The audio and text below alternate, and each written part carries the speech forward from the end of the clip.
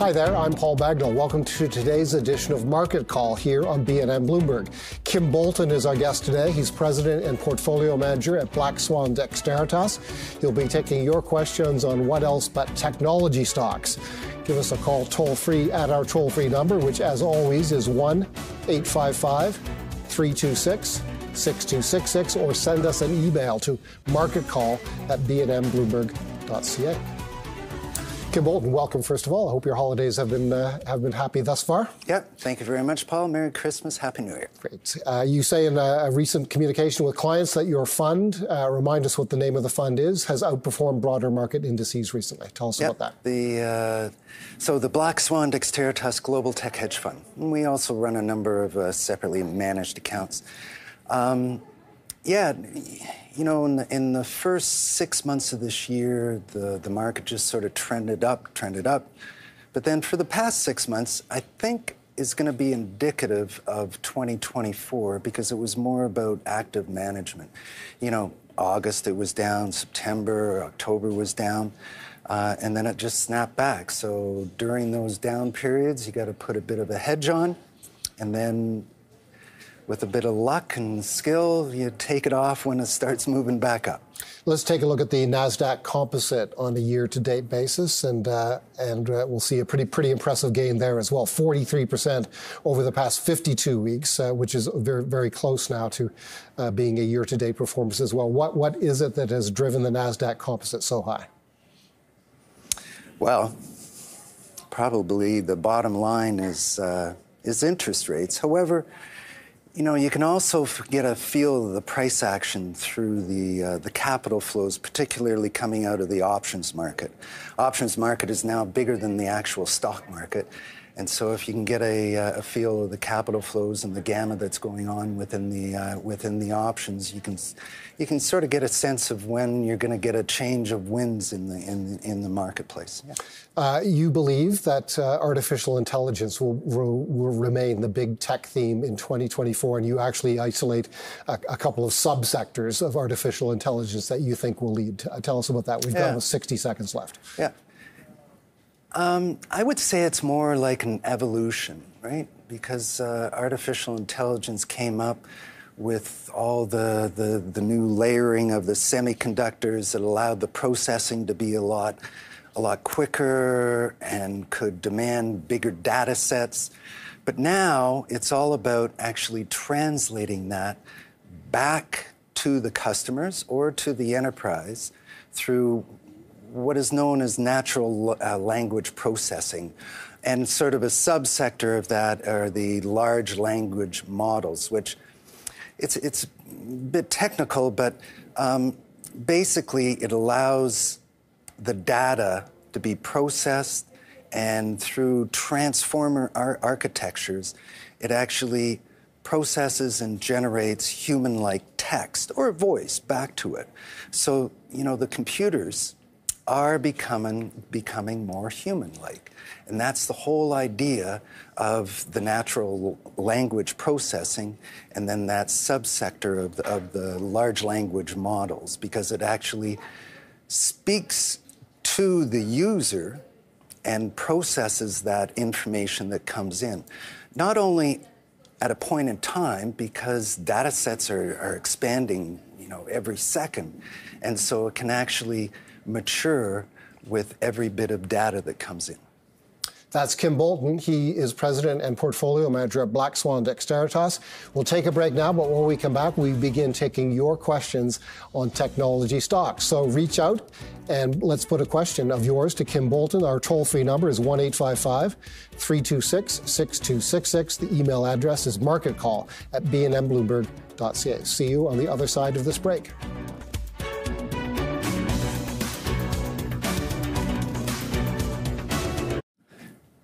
Let's start putting questions to Kim Bolton. John has written us an email message. The subject is open text, ticker symbol OTEX on the Toronto Stock Exchange. He writes, I see that OpenText has just sold off a large part of the operation it purchased in 2022. Does this transaction change your opinion of OpenText?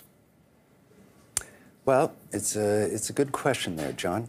So the business that the OpenText sold off was his application modernization and connectivity, AMC business. And they sold it to Rocket. Mind you, they only picked it up about a year ago. It was more sort of on the hardware side. It allows old systems to sort of transition and look more like new systems. But OpenText, and certainly with some of their more recent acquisitions, they're more skewed into getting into the software as a service, AI, large language models, and so on. So, and it really sort of reinforces and expands their sort of whole cloud and AI side. We like them, but, and you'll hear this over the next hour, I'll give some recommendations, but you got to scale in because the market is rich, right? Mm-hmm, mm-hmm. And the market is rich primarily because the dollar is so weak, the U.S. dollar, and so the weaker the U.S. dollar, the stocks go up and it drags it all with it. So right now you got OpenText sitting at around 55.5, and we have a price target of $58.25. So I'd say get in around here, add to it around 52.5, and if you're lucky, just under 50. Okay, there you go. Scale in is the advice on OpenText. Jeff has also written us an email message. His subject line is analog devices, ticker symbol ADI on the NASDAQ.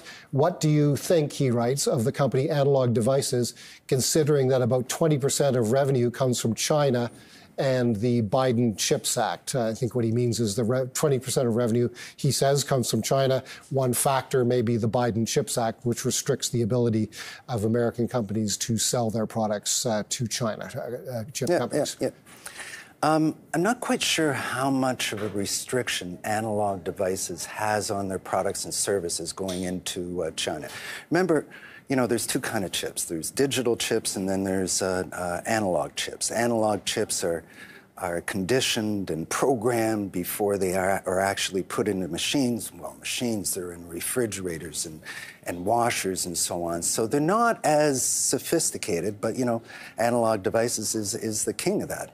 And they do so much more, not just beyond, not just analog chips, but also into power conversion and driver monitoring and sequencing and energy management and so on.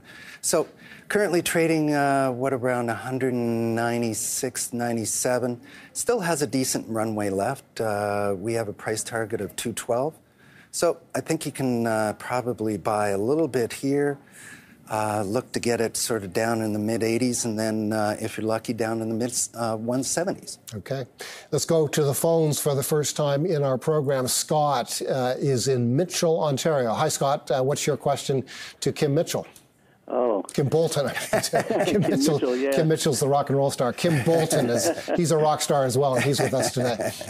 Yeah, absolutely. My question for Kim is on Marvel, and I'm just wondering if, with all the AI hype that's taking place, how is Marvel situated with this new technology, and do you have a buy-sell recommendation on it, or would this be a good entry level to get in to purchase some stock? I'd like to hear your analysis on that, and that'd be great. Thanks very much, and have a Happy New Year's to you both. Bye-bye.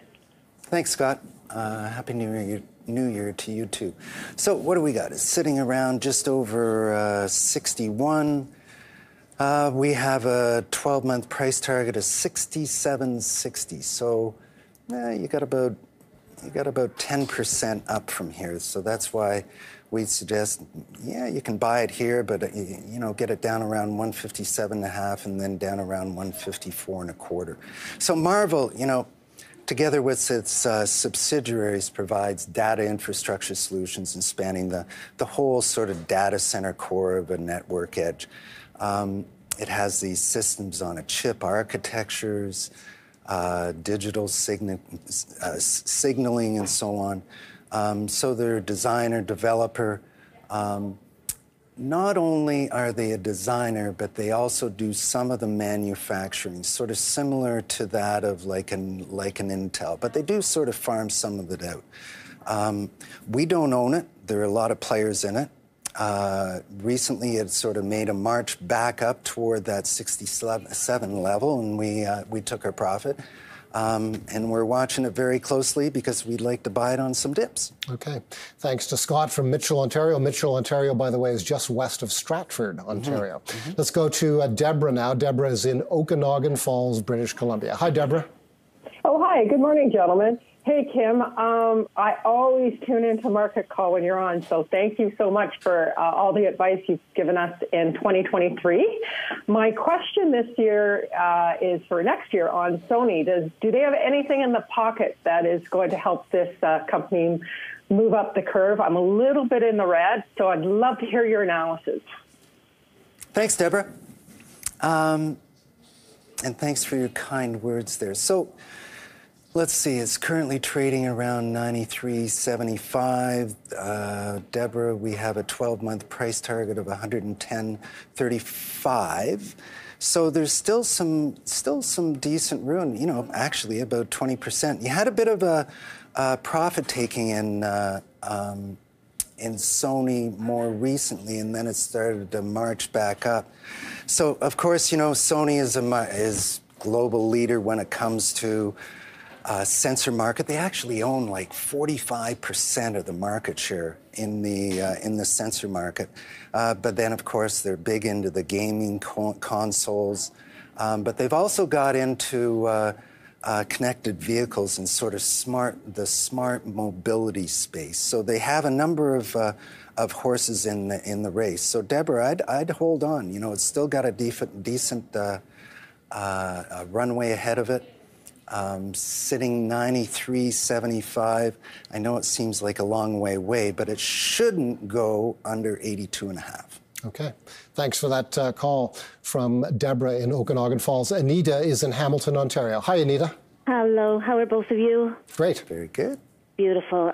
Belated Merry Christmas to both, and wishing you both all the best in the year ahead. You too. Kim, would very much love your thoughts. Actually, one thing, Kim, my father loves you. I can't tell you how much he enjoys shows that you're on, so I needed to say that for him. So that was just a shout out. But if you can please tell me your thoughts on Google in the year ahead, whether or not you think it is a good time at some point to take some profit, whether we should be buying or selling, or projected target price. Thank you both. Take care. Bye-bye. Thank you, and say hi to your father for us. Yeah. Thank you, Anita, and Anita's dad. So currently trading, I didn't see it on the chart here, but I think it's right around 130, 140, just over 140. We have a 12-month price target, Anita, of 151.25. So it's sort of a short runway, but I guess my advice would be, if you get a pullback, you should buy it. And you can see it, you know, it is possible to get it back down. I don't think it'd go under 100, but I think, you know, if you can get it down around the mid-130s and the mid-120s, I think it's good. And again, you know, this is one of the Magnificent Seven, and basically the reason it's a little different from some of them, though, right? Because it's 85% of their revenue actually comes from advertising. But think about it. You know, they have their cloud business. They also have their YouTube business, which is doing fabulously well. And then on top of it, they have the other bets. And sitting inside there is Pixel Watch, Google Play, even Waymo, you know, the autonomous vehicle side. And then finally, and I'll go back to the large language models, they have really sort of jumped into the lead with Bard on their Lambda, short for language model, and dialogue applications. So they've really sort of raised the bar when it comes to that large language model. But you're going to see a lot of other players that are actually coming in. But at least they are certainly within the top 5 there, which is going to be so key going into 2024, because I really believe that natural language processing and large language models is so quickly evolving, and it's going to be the next evolution of that generative AI. Thanks very much to that first batch of questioners. We'll take a quick break, but be back after that break with Kim Bolton, President and Portfolio Manager at Black Swan Dexteritas. He'll continue taking your questions on technology stocks.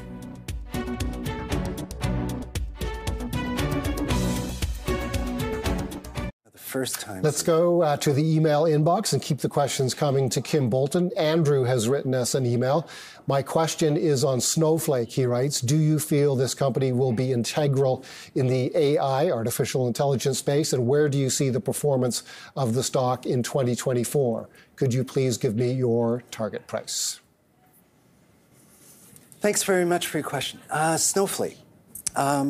We actually own this in quite a few places through separately managed accounts and also in our funds. So currently trading just shy of $199, 12-month price target of $218. So it still has a decent runway in front of it. You'll find this, those that have a decent runway in front of it are the software as a service, which really didn't move sort of in the first 6 months of the year, but with interest rates coming down, and the interest payments not being as large, these software as a service are doing a heck of a lot better. So software is a cloud-based platform used around the world. It enables customers to consolidate data into a single source of truth to drive sort of business insights and therefore into the all the data-driven AI applications that they've come out with.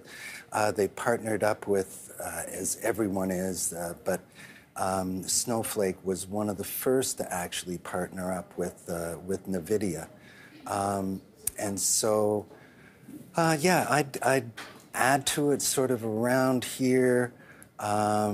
If you could add another third down in the sort of the 180, 185 area, and then around 175. Okay. Really like the company. Okay. Thanks for that question on Snowflake. Let's go to Galen now. Galen has also written us an email message. The subject line is NVIDIA, NVDA on the NASDAQ. Is it a good time to buy NVIDIA with a 3-year horizon? If so, what are your 3 prices for entry? This guy knows how you operate. You often, and I think just did, provide 3 different entry point purchase prices. Yeah. So, NVIDIA currently trading right around that 494. As everyone knows, it sort of bounces off that sort of 500 level. We have a price target of 503. In other words, with NVIDIA, I think you look to buy it on the dips. It's a bit rich up here because there's not much of a runway left. And it always seems to run into, and I think one of the reasons that 500 has become a barrier is because there's a lot of options, puts and calls that are sort of surrounded around that 500 level. So it seems to be quite the battleground. But they're still king of the market when it comes to the GPU and certainly the AI chips out there. But they're not resting on their laurels. They continue to come out with iterations, but so does everyone else. I would recommend, although you've had a bit of a run recently in Intel, but I think, it's either between Intel and AMD that are going to be sort of the competitors, the main competitors for NVIDIA out there. What else? They just came out with their new AI computing powerhouse with the H200 GPU, which is faster and larger memory than anything else out there. But wait until AMD and Intel actually come out. So entry levels, so sort of sitting right now around 494. I'd be patient. I think you can probably pick it up around 484 and then back down around 464, but it definitely shouldn't go under 450. Okay. Thanks for that question. Let's go back to the phones. Chris is on the line from Richmond, BC. Hi, Chris. Yeah, hi. I would like your opinion on Lightspeed. Okay, Lightspeed. Okay. Thank you, Chris. So Lightspeed, and I'm just sort of pulling it up here. Currently trading 27.5.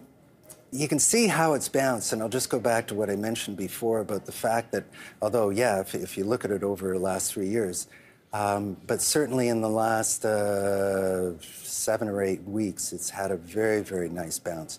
We have a 12-month price target of 31.5, so there's still a little bit left. But you're going to have interest rates. So this one is so highly geared to the interest rate structure. I would look to buy it on dips. You can probably pick it up down around closer to 24.5, 25. And if you're lucky, down around 21, 21.5. Okay. Thanks to that batch of questioners. We'll take another quick break. When we come back, it'll be time to take a look at Kim Bolton's past picks. Up next.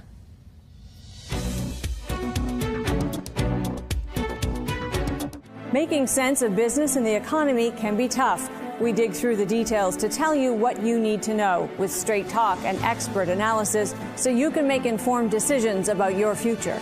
Taking Stock, Fridays at 6 p.m. on BNN Bloomberg.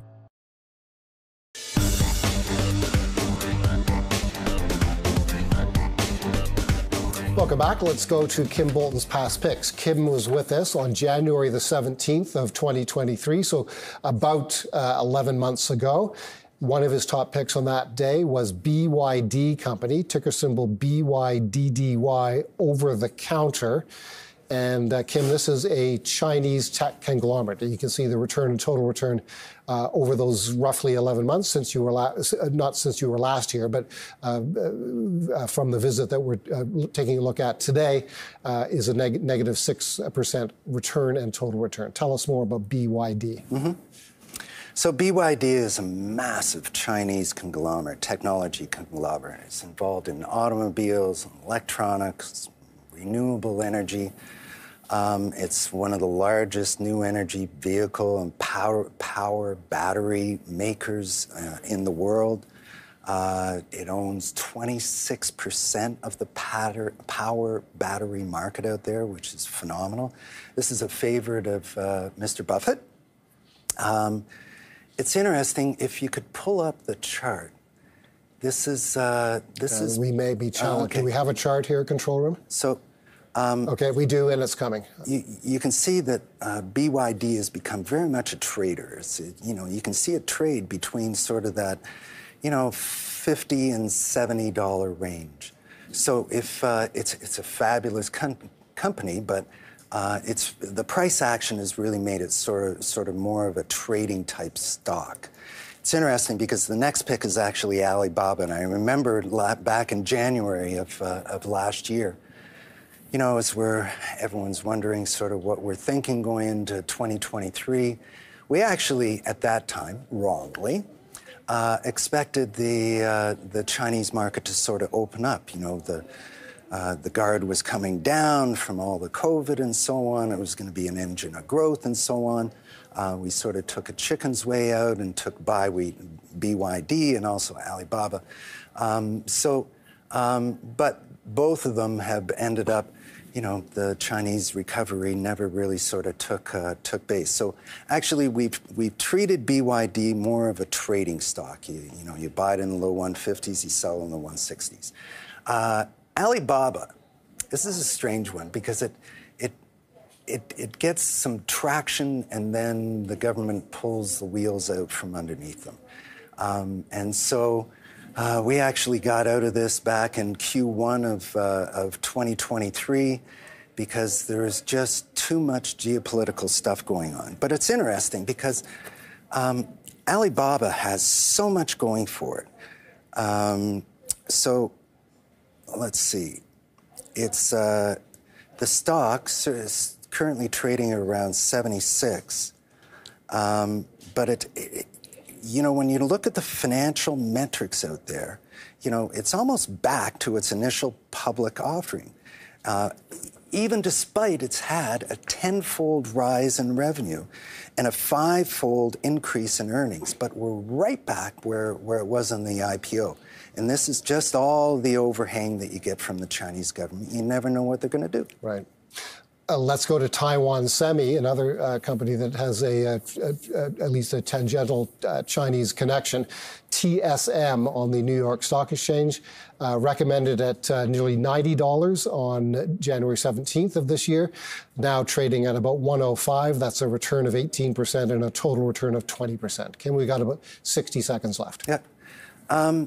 This also has become a bit of a trader. You know, we sold it, it would have been back in the early fall at around 107. And then we picked it back up in the low 90s. So it's, you know, they're the undisputed market leaders, semiconductor foundries. Now, they're a foundry. They're not a designer, and they're not a manufacturer of their own chips. They're agnostic.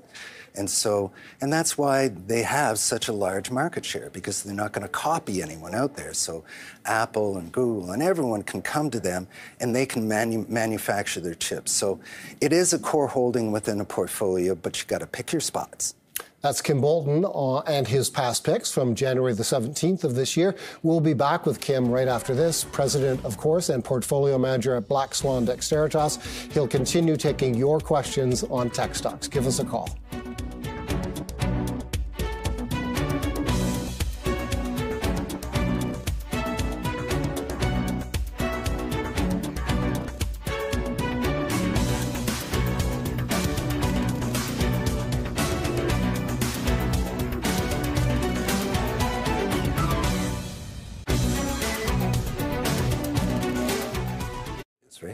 Let's go to John in London, Ontario. He's the first caller in this block of the show with a question to Kim Bolton. Hi, John.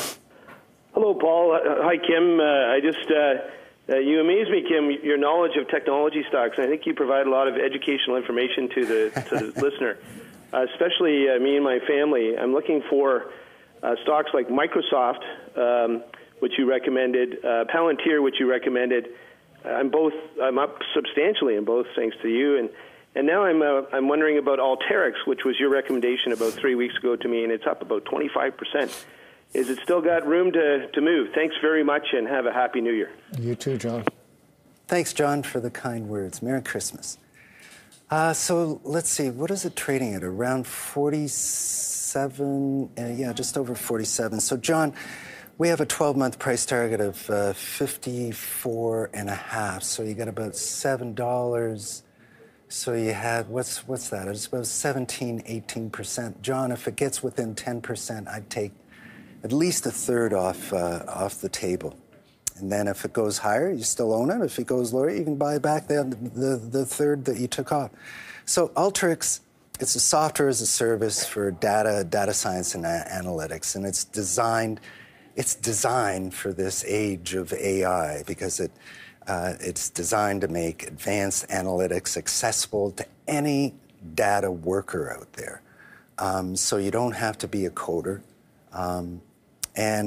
But it really sort of shot up, and there was an overreaction when it first came out. It's sort of, John, its closest peer, I guess, would be that Palantir that you mentioned.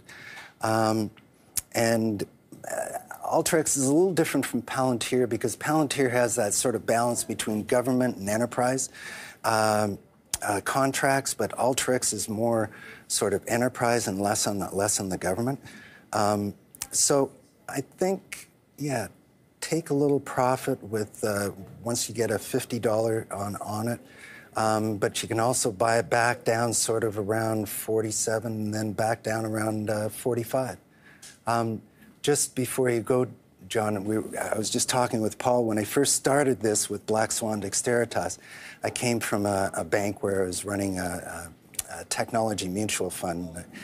And I had some serial tech entrepreneurs from around the world that wanted me to manage some money for them in the publicly traded space. And I realized, John, how much I didn't know when I got to know these tech entrepreneurs. But I've sort of caught up, and so I'm very, very grateful to them and also all of the listeners here that keep me on my toes. Okay. Thanks to that caller. Bob is in Toronto. Hi, Bob. Hi, Paul. Thanks for taking my call. Kim, since you received all these compliments, I figured I'd call in today and ask about IBM. I'm just wondering what your projections are on that stock.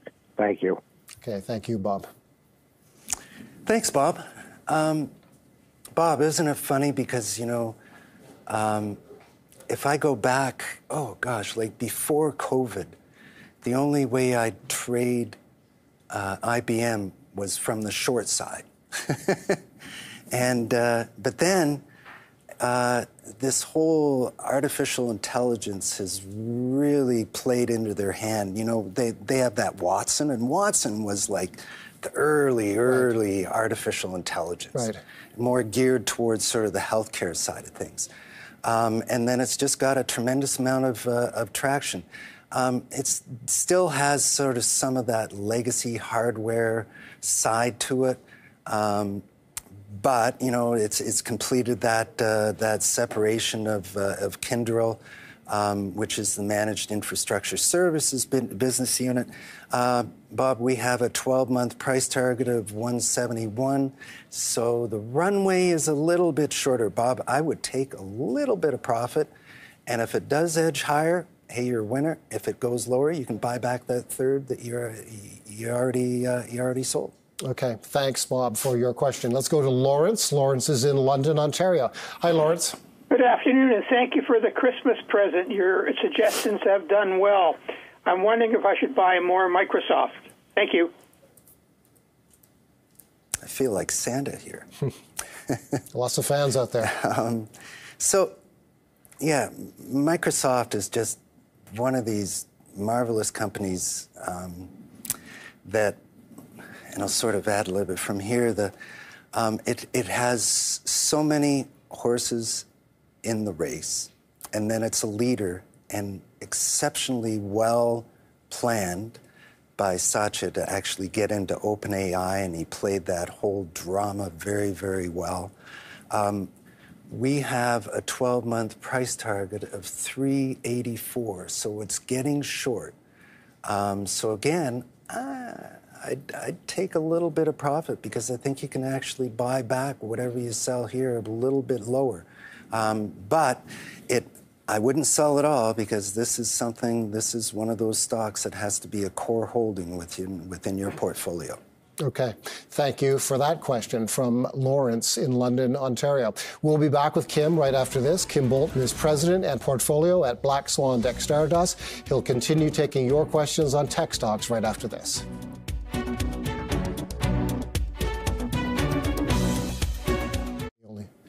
Let's go back to the callers. Eric is in Edmonton, Ontario. Eric, thanks a lot for calling. What's your question to Kim Bolton? Yes, I'd like to know about Baylin Technologies. There was a news that the majority shareholder has become even a bigger shareholder. Would one buy this and then he takes it out in a couple months? Thank you. Thanks, Eric. Eric from Edmonton. Baylin. We follow it because a lot of people ask about it. We don't own it. It is cheap, but it's also it's not quite profitable. It sort of goes in and out of profitability. So Baylin, they design and manufacture passive and active radio frequency and terrestrial microwave products. In other words, they do antennas and tags. And it offers, those antennas are used in smartphones and handsets and tablets, and then device-specific antennas designed for Wi-Fi routers and so on. So it's a nice little business, but the company is just too small.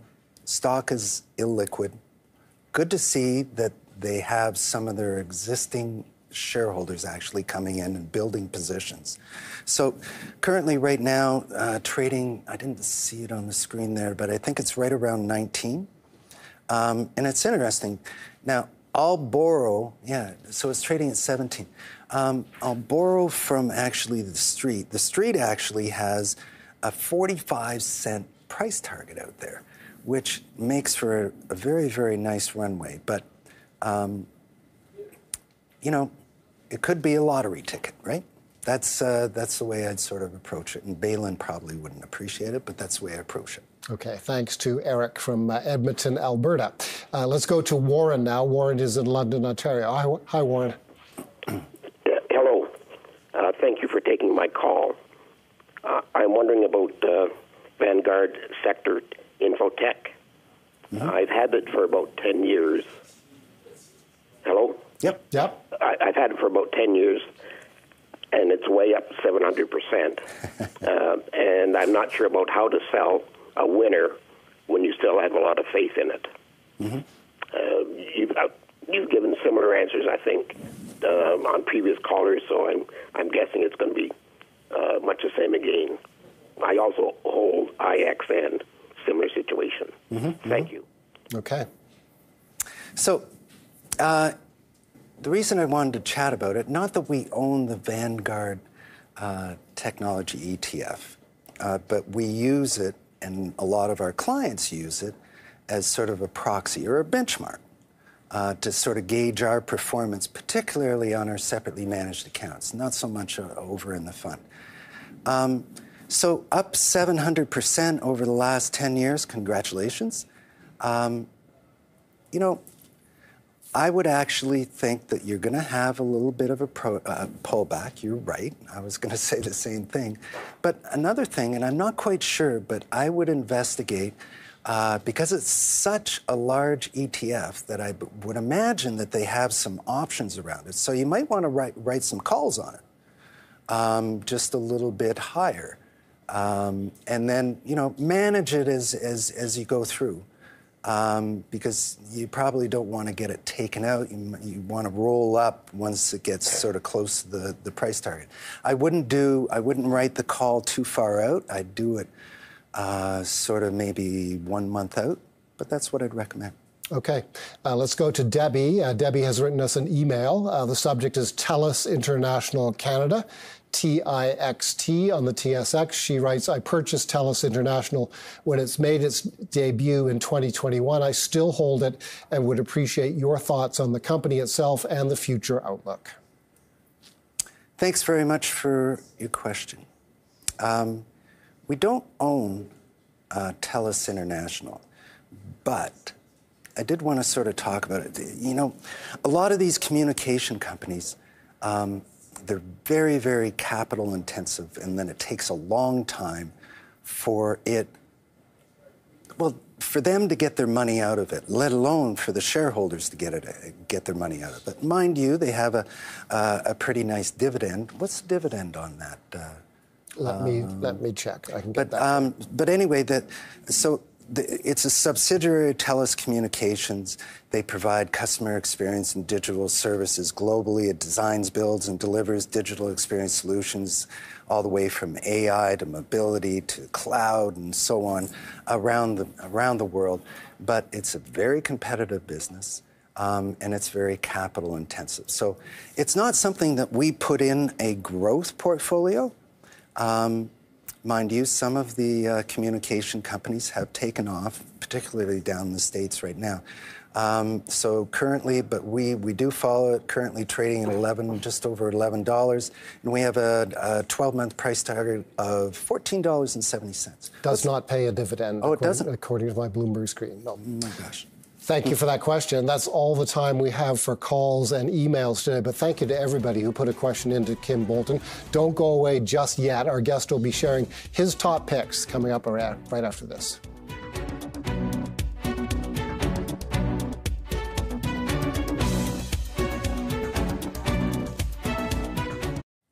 Welcome back. Let's get to Kim Bolton's top picks on this visit. Number one today is Synopsys, ticker symbol SNPS on the NASDAQ. Kim?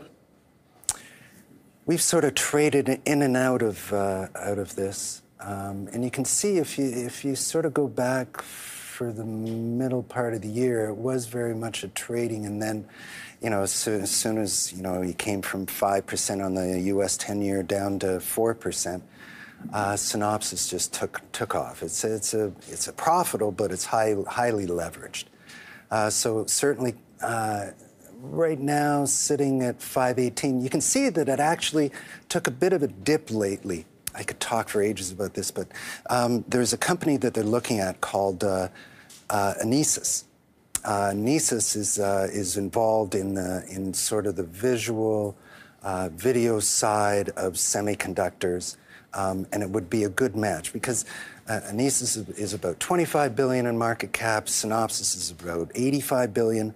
So Synopsys provides electronic design automation software products used to design and test integrated circuits in the semiconductor space.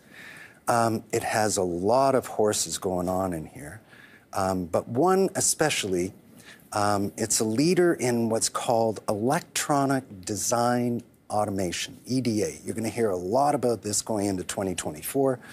You know, with this huge tsunami of generative AI, the semiconductor industry is really having a hard time with its workforce and trying to find enough people. So Synopsys actually came out with this electronic design automation.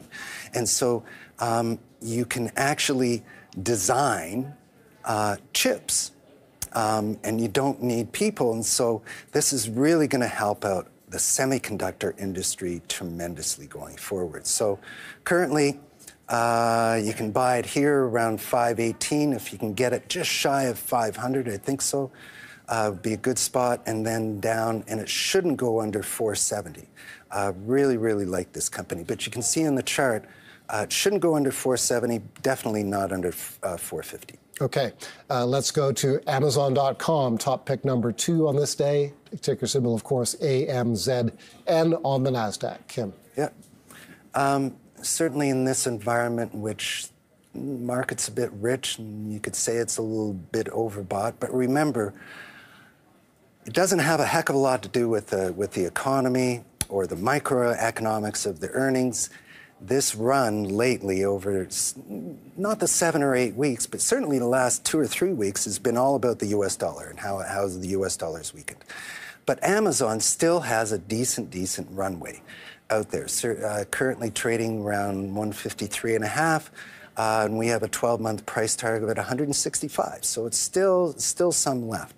It has, you know, it's the king of the cloud market. It owns 70% of the cloud market out there, but it also on the e-commerce side, and where it's very much a leader. And then it's more recently come out with it's funded this Anthropic on the AI side, just released their large language model, which is the Olympus. So it's got a lot going on, and I think it's going to be a winner, and certainly in 2024. Okay. Amazon is number 2. Salesforce is number 3 today. CRM on the New York Stock Exchange. Kim? Yep. It's interesting. Paul, number 1 software company in the world is Microsoft. Mm-hmm. Number 3 is Adobe. Number 2 is Salesforce in revenue. So it's a pretty amazing story. You know, this is all about customer relationship management, but they've expanded upon that. Now, mind you, I mentioned before about IBM had Watson, but before the whole craze about generative AI, Salesforce had that Einstein, and then they actually brought it out as the Einstein Copilot, and then finally the Einstein Copilot Studio, which allows companies to actually create custom AI-powered apps and prompts and skills AI models for various purposes, and both out there. So that can all be found within the Einstein Trust layer. Then they recently came out with Genesis, which is the leader of AI-powered experience orchestration. You'll hear a heck of a lot more about that. So I think you can own it here. If you can pick it up in the low 250s, and then maybe down around 240. Thanks very much, Kim, for your all your contributions. Was I on time?